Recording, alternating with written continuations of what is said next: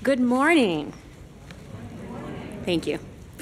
Secretary Blinken, Deputy Secretary for Management and Resources, Richard Verma, OSCE High Commissioner for National Minorities, Khairot Abdrakhmanov, UNESCO Assistant Director General for Social and Human Sciences, Gabriela Ramos, Ambassador Ruth A. Davis, the first Black woman career ambassador in the State Department, on whose mighty shoulders I proudly stand.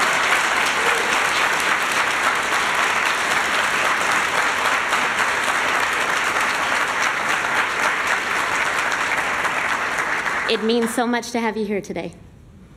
Assistant secretaries, my fellow special representatives, special envoys, and special advisors, ambassadors, members of the diplomatic corps, colleagues, and friends, welcome, and thank you all for joining us today for this historic and important occasion.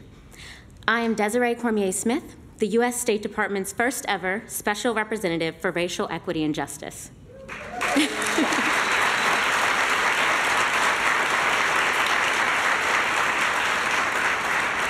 I am overjoyed to be here with you today for the Secretary's inaugural award for Global Anti-Racism Champions. I want to acknowledge that we are gathered here on the ancestral lands of the Anacostan and Piscataway peoples. We honor their contributions and resiliency every day, but especially today, the UN International Day of the World's Indigenous Peoples, a day created to raise awareness of the rich diversity and generations of knowledge of Indigenous peoples, as well as the need to protect their rights. I would be remiss if I did not acknowledge that today is also the anniversary of the killing of Michael Brown, an unarmed 18-year-old Black teenager whose death in Ferguson, Missouri, sparked a national outcry. His killing, 2 years after that of 17-year-old Trayvon Martin, was a pivotal moment in our country, prompting the need to affirm that Black lives matter, a slogan that has gained global resonance not only for people of African descent, but also for other marginalized racial, ethnic, and indigenous communities around the world. As activist Valerie Shaw put it, quote, "You can be a Uyghur in China, or an Aboriginal in Australia, or a Christian in Iran, and you say Black lives matter, and you're talking about your own." When Secretary Blinken created the position of Special Representative for Racial Equity and Justice last year, he said, quote, "Inequity is a national security challenge with global consequences. The systematic exclusion of individuals from marginalized and vulnerable groups from full participation in economic, social, and civic life impedes equity globally, while fueling corruption, economic migration, distrust, and authoritarianism," end quote. This office was born out of the need for global solutions to the global problem of racism that has plagued our world for centuries. In line with the direction from President Biden that the entire US government must be working to advance racial equity and to support underserved communities. My mandate is twofold. First, to ensure US foreign policy, programs, and processes promote and advance the human rights of members of marginalized racial, ethnic, and indigenous communities, and to build global partnerships to combat structural racism, discrimination, and xenophobia globally. To be clear, my position was not created because we have already solved these problems in the United States, but because we recognize that we are not the only country grappling with these challenges. These are global scourges that know no borders and require coordinated and sustained global solutions. In the year and 2 months since my appointment, I have traveled to almost every region of the world, not to lecture or admonish foreign governments about the realities of systemic racism in their own countries, but rather to engage with and listen to members of marginalized racial, ethnic, and indigenous communities, to hear directly from them about their challenges, the barriers they face to equality, and how US foreign policy and programs can better support their efforts towards equality, dignity, and recognition. This is critical to the success of this work for two reasons. First, it is an acknowledgement that these communities know better than any diplomat the challenges they face and what they need to overcome them. They have agency, and they have a voice. They simply have been excluded from the rooms where the decisions are being made that impact them. My goal is to end that. Second, listening to and centering the voices of members of marginalized racial, ethnic, and indigenous communities will ensure that we do not apply an American lens to this global problem. We cannot and we do not apply a one-size-fits-all approach to this complex and complicated work, because that will fail. While we know that racism is a global challenge, we must also understand and appreciate the unique ways it manifests in every country due to historical and cultural contexts. This is why it's so important that we listen to communities of African descent, indigenous communities, Roma communities, Dalit communities, and other communities who are marginalized, stigmatized, and discriminated against simply because of their race or ethnicity. That is the only way this work will be impactful and sustainable. While racism, racial and ethnic discrimination, and xenophobia are not new phenomena, this is frontier work for the State Department and our diplomats. It is not easy, nor will it be quick. However, I am optimistic. Why? Well, first, you cannot be a pessimist in this line of work. As Black feminist writer Bell Hooks said, quote, "Hope is essential to any political struggle for radical change when the overall social climate promotes disillusionment and despair," end quote. And second, I'm optimistic because of the unwavering commitment, hope, and resilience of these communities, even in the face of seemingly insurmountable obstacles to their basic dignity and rights, and often at great personal risk. If they can continue to fight, then surely we can. And that is why we created this award, to acknowledge, honor, and support the tireless advocates who fight against the structural racism, the pervasive discrimination, the rampant xenophobia that impedes the members of their communities from enjoying their basic human rights. We thought it was important to recognize the leaders who may not be known internationally or even nationally within their own countries, but they are known to their communities.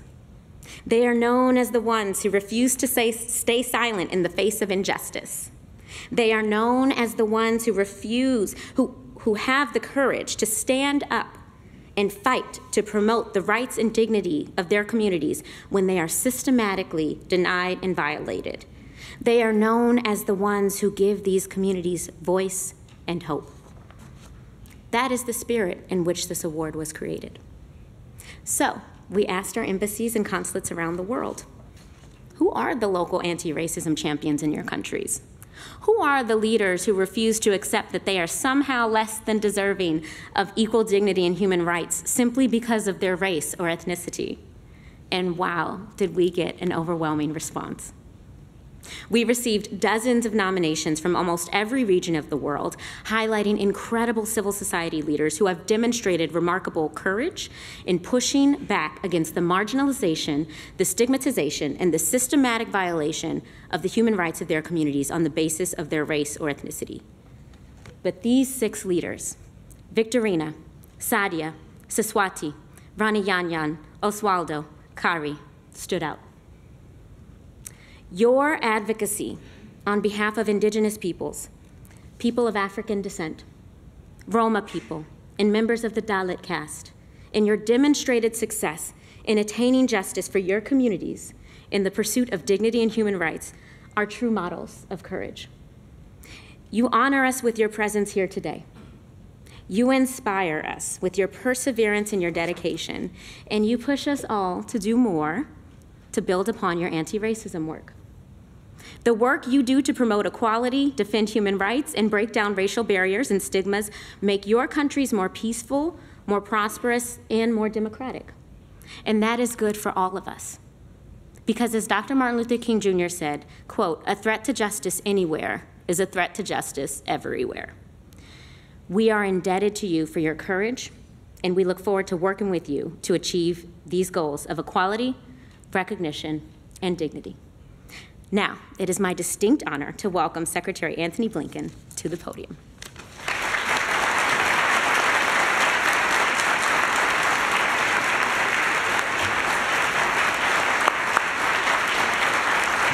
Thank you. Thank you. I think you now know why we asked Desiree to take on this mission. We've unleashed her on the world, and it's having a powerful impact. Good morning to everyone. Desiree, first, thank you. Thank you for the passion. Thank you for the commitment. Thank you for the tenacious energy that you are bringing to this mission, our first ever Special Representative for Racial Justice and Equity. I also, as Desiree did, want to especially recognize, and I don't use this word lightly, the legendary Ruth Davis.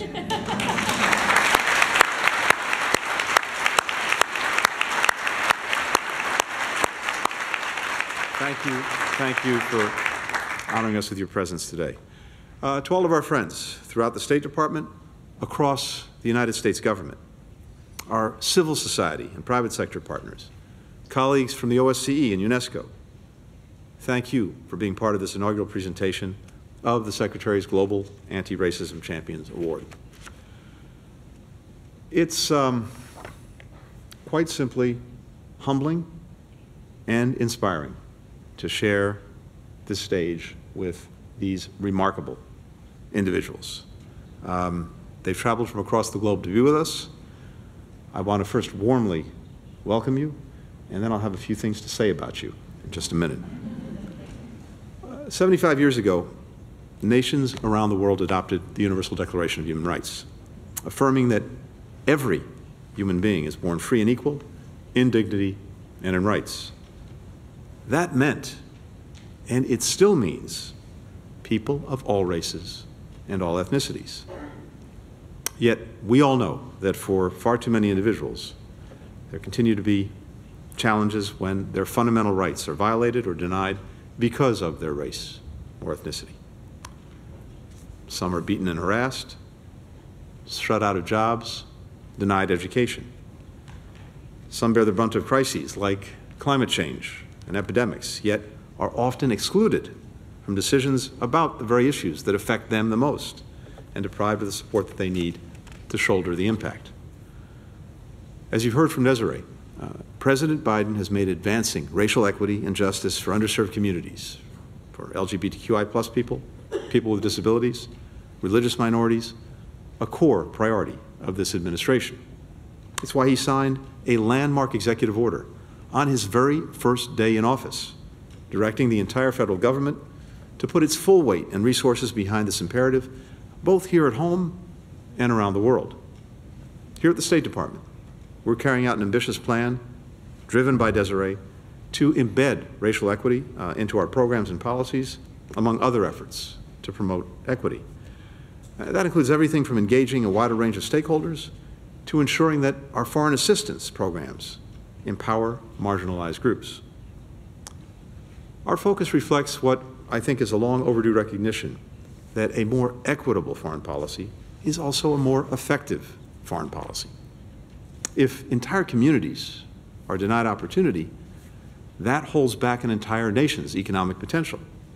When certain groups can't access vaccines and treatment, that hinders our ability to prevent, to detect, to respond to global pandemics.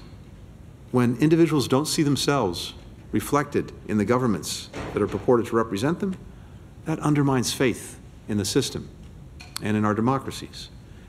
In other words, racism, discrimination, these are not only morally wrong, they make our world less safe, less stable, less prosperous, and that goes directly to the interests of the United States. Our shared goal of advancing racial equity and combating racism, racial and ethnic discrimination, xenophobia, only possible because of the extraordinary courage and commitment of our civil society partners on the front lines. And today, as you heard from Desiree, we wanted to make this an occasion to recognize 6 of these exceptional leaders, representative in so many ways of so many people who are out there every single day with extraordinary courage, extraordinary commitment, extraordinary conviction, but also, as Desiree said, truly exceptional in their own rights. Indigenous lawyer Kari Guajajara is a force of nature on behalf of nature. Kari and her community in the Brazilian Amazon face constant threats from illegal loggers, miners, poachers. But Kari continues to advocate for conserving this vital ecosystem, which is so important to preserving cultures like hers and to addressing climate change that affects every single one of us. For a quarter century, Oswaldo Bilbao Lobaton and his Center for Ethnic Development have promoted the rights and the visibility of Afro-Peruvians. Oswaldo's work has significantly increased how many Afro-Peruvians identify themselves in Peru's census. Now, this may sound like a matter of detail. It is fundamental. Critical data comes from this that policymakers use to design more inclusive programs. If you're not counted, you don't exist. And so he has made an extraordinary difference in making sure that people are identified and actually counted. Perhaps most importantly, Oswaldo has spent a lifetime mentoring young Afro-Peruvian leaders, basically the next generation of Oswaldos. Victorina Luca, is a tireless advocate for Moldova's Roma people who have faced generations of abuse, of stigma, of harassment. After Russia launched its full-scale invasion of Ukraine last year, Victorina quickly organized the delivery of food and other supplies to more than 3,000 Ukrainian Roma refugees. And the Roma language news station that she founded, Radio Petrine Moldova, is a key source of education, of entertainment, of empowerment for Roma across Moldova and throughout the diaspora. You can imagine the powerful lifeline of information and also forging a sense of community that this radio service provides. When Sandia Mosbaz became the only black Tunisian flight attendant working for Tunis Air, the CEO refused to feature her in the company's flight safety videos. Experiences like this inspired her to found NEMTI, meaning My Dream, to advance the rights of black Tunisians. Because of Sadia's dream, because of the activism of countless Tunisians, in 2018, Tunisia became the first Arab country to actually criminalize racial discrimination.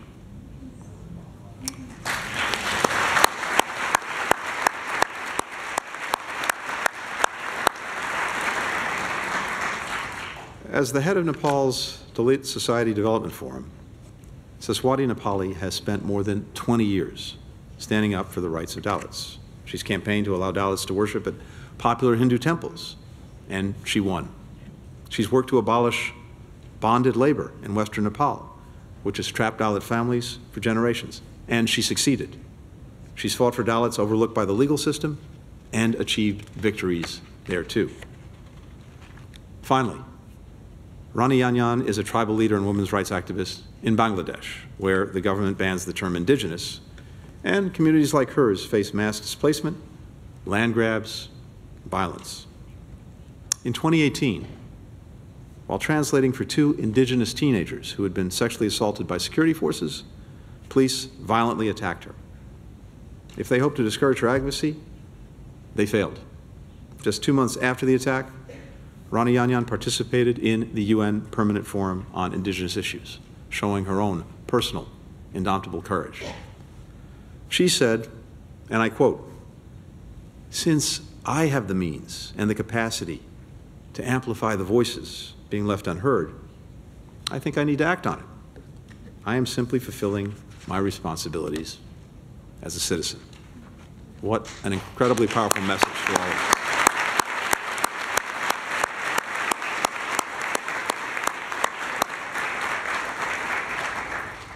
So to each and every one of you here with us today, we're lucky to have you.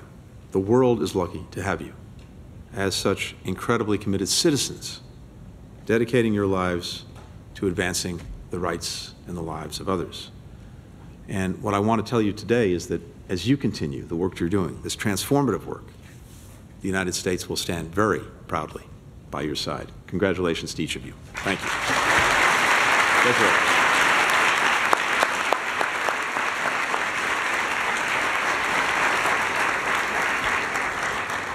Thank you, Mr. Secretary. We will now spotlight each of the awardees and present them with their awards. It will be hard, but I ask you to please save your applause until the end. The first awardee is Oswaldo Lobaton for demonstrating exceptional courage, strength, and leadership and commitment to advancing the human rights of Afro-Peruvians in combating systemic racism. I'm not even finished. In combating systemic racism, discrimination, and xenophobia nationally and internationally while promoting economic development, education, and recognition for Afro-Peruvians and the meaningful inclusion of Afro-Peruvian communities in national policies.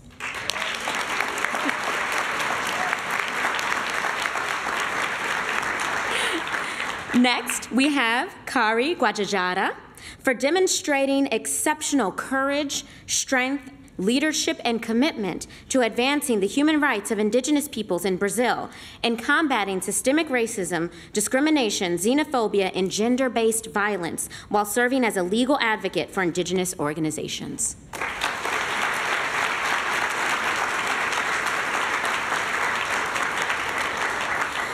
Next is Victorina Luca for demonstrating exceptional courage, strength, leadership, and commitment to advancing the human rights of the Roma in Moldova and combating systemic racism, discrimination, and xenophobia while advocating for the inclusion of marginalized people in multilateral fora globally, including at the Council of Europe, World Bank, and the United Nations.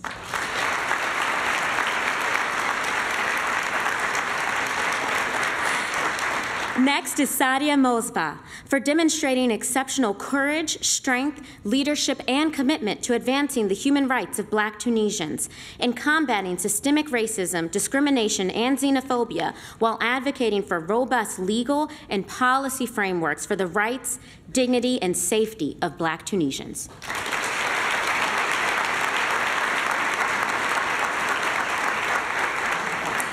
Next is Saraswati Nupali for demonstrating exceptional courage, strength, leadership, and commitment to advancing the human rights of members of marginalized castes and ethnic communities in Nepal and combating systemic racism, discrimination, xenophobia, and other intersectional abuses while playing a crucial role in Dalit social justice movements to promote equitable access to land rights, education, and justice.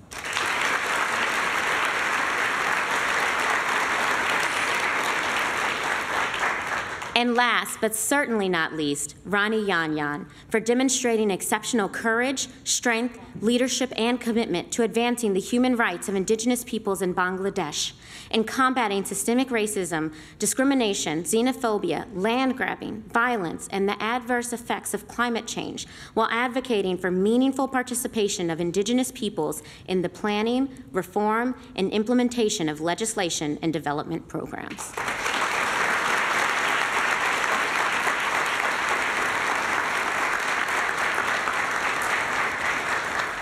Now, it is my distinct honor and pleasure to invite Rani Yanyan to the podium to offer brief remarks on behalf of the 2023 Global Anti-Racism Champions.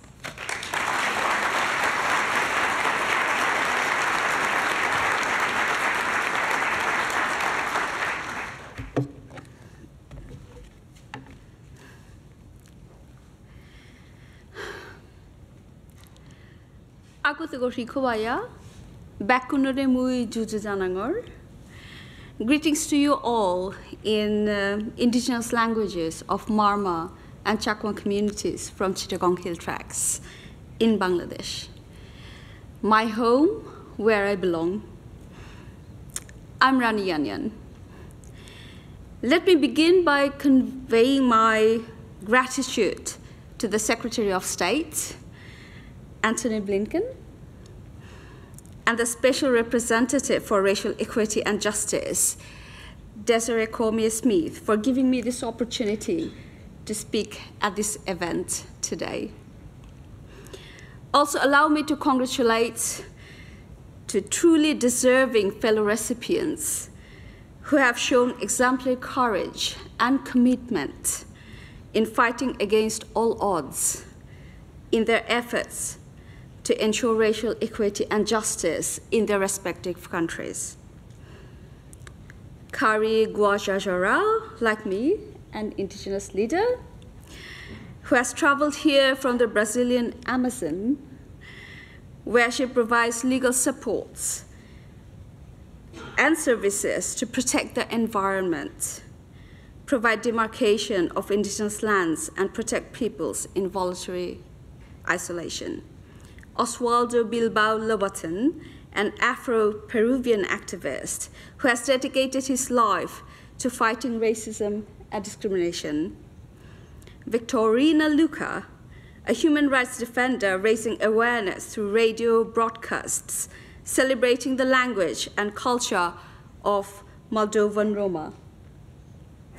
Sajia Mosba, a brave black Tunisian activist who has not backed down from the fight against racial discrimination and the value of diversity and equality.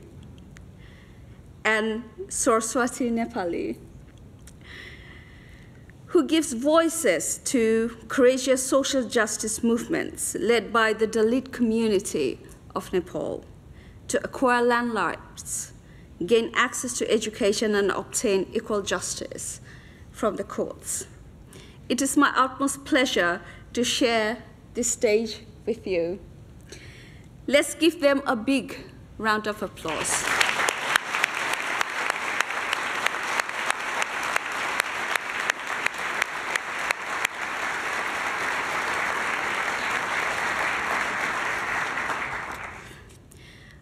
I'm both honored by this recognition and humbled to receive this award on the International Day of the World's Indigenous People. On this day, we celebrate the diversity of peoples. We recognize continuous marginalization and racial discrimination against indigenous peoples within their nation states. And we aim to promote and protect rights of indigenous peoples. Distinguished guests, militarization of our territory, state-sponsored settlement of hundreds and thousands of non-indigenous peoples on our land, ongoing land grabbing by politically backed individuals, entities, and security forces, arson and communal attack, impunity for perpetrators of violence against indigenous women and girls, and criminalization of rights defenders are just a few examples that are eerily similar to what indigenous and racially marginalized communities are facing elsewhere in the world. In this context, my work as an indigenous human rights defender has focused on raising awareness on systematic marginalization of indigenous peoples, facilitating network and alliance building among communities and organizations, and mobilizing indigenous communities to defend their right to land. I have seen and experienced firsthand how intersecting identities paves a way to further marginalize indigenous women. This is precisely why a significant portion of my work is dedicated to empowering indigenous women, more specifically rural indigenous women, in becoming agents of change, worthy leaders and protectors of our rights. We have been able to initiate appointments of women village chiefs in a male-only traditional system, thanks to the chief of Chakma Circle, Rajadevashish Roy, who I am the advisor to. And the number is ever increasing since the inception 8 years ago, as are the contributions from these indigenous women leaders. Once I was a youth full of aspirations, new ideas, hopes, and dreams of a better and just world. And now, 10 years later, I'm older, but no different than the self I had. but very few youths in our indigenous communities were and still are as fortunate as I have been. Lack of opportunities, crisis of leadership, and denial of accessing spaces to voice their opinions have created a despair among these youths. Despite having full potential to contribute towards or even lead to this movement against racial discrimination. Creating enabling environments for these youths, bridging generation gap between the elders and the youth, and building solidarity and facilitating collaboration among youths from different ethnicities have been my priority since my early days as a rights defender. Esteemed guests, the global scourge of racism and xenophobia cannot be eradicated instantly. Neither can we hope for a just world in a given number of years. This endeavor is a continuous work in progress that my fellow awardees understand too well.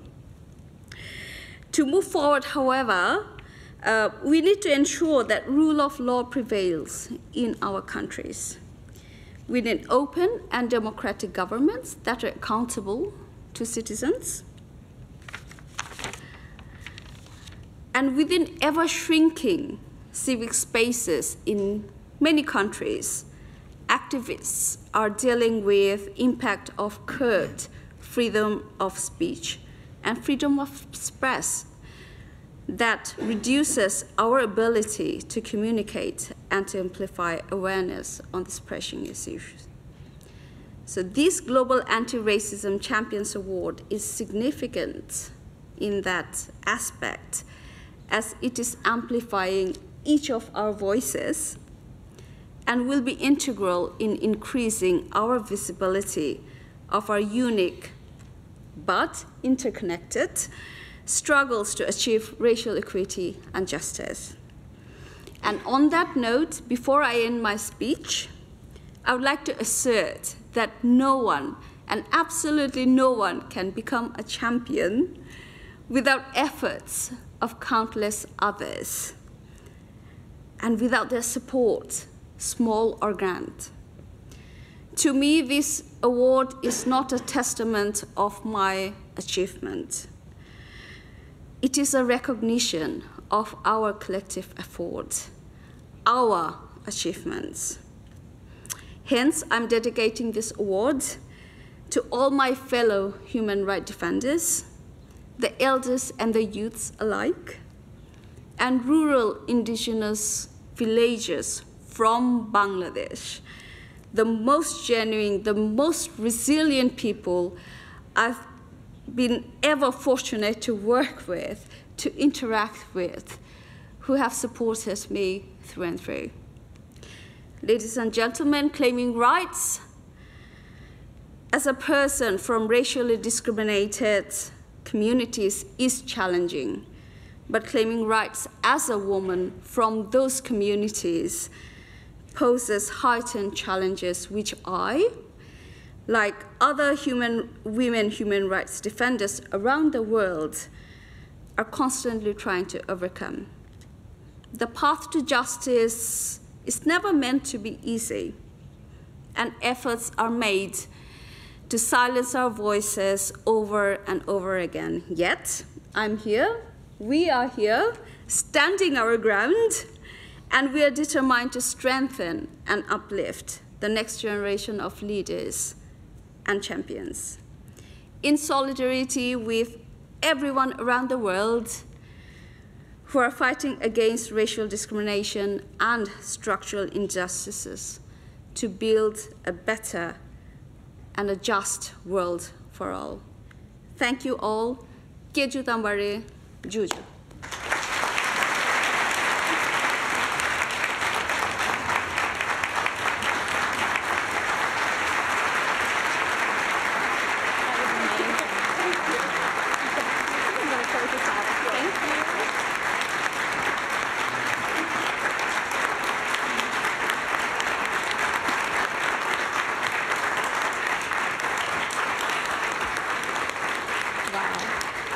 Rani Yanyan, thank you. It is really hard to follow that, but let me just try to close this out.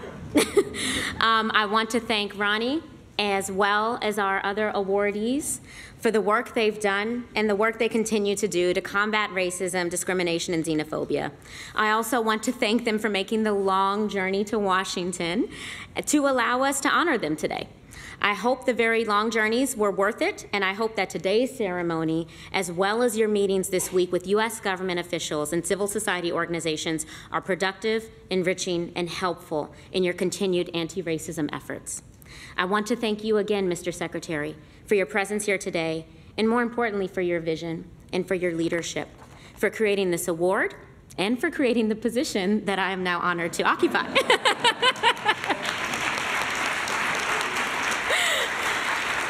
This will be a part of your legacy, and you have no idea just how much that means to so many of us in this room today and countless others around the world. Thank you.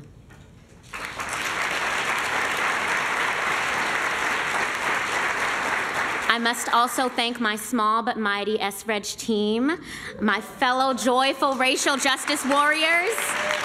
Thank you, thank you, thank you. Without you, none of this would be possible. And to our volunteers and the staff that made today happen, thank you. And finally, I want to thank all of you who joined today, especially our partners from across the U.S. government and our embassies around the world, our friends from Congress, academia, the private sector, and civil society. Your presence here today is a reminder that if we are to truly build an anti-racist world, where the race or ethnicity that you happen to be born does not determine your life expectancy or outcomes, it will take all of us working from our respective perches to work together to collectively bend the moral arc of the universe towards justice. I want to give a special and heartfelt thanks to one civil society in particular, the Foreign Policy for America Foundation, for their partnership in helping to secure key meetings with U.S. civil society organizations and local government officials this week for our awardees. In addition to fostering invaluable connections for our global anti-racism champions with Americans doing similar work, I am so pleased to announce that the foundation has informed me that they will also honor each of our awardees with a $5,000 grant to support